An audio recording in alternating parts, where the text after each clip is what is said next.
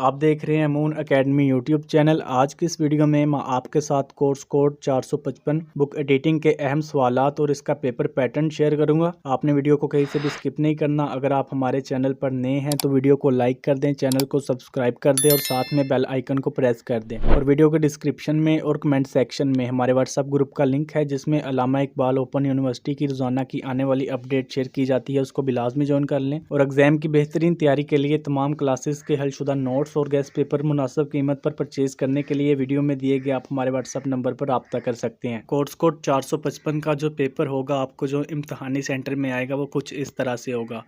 ये इसका paper pattern है। कोई नोट है, कोई से 5 सवालों के जवाब लिखें और टोटली 8 सवालों पर मुश्तमिल पेपर होगा और आपने इनमें से कोई से 5 क्वेश्चन को अटैम्प्ट करना है। अब मैं आपके साथ इस कोड के जो अहम सवालात है वो शेयर करूंगा। आपने वीडियो को कहीं से भी स्किप नहीं करना ताकि कोई भी अहम सवाल जो है आपका मिस ना हो जाए। और अगर आप इसका PDF solution solve guest paper purchase करना चाहते हैं तो वीडियो में दिए गए हमारे व्हाट्सएप नंबर पर रब्ता कर सकते हैं। वीडियो को लाइक कर दें और चैनल को लाजमी सब्सक्राइब कर दें।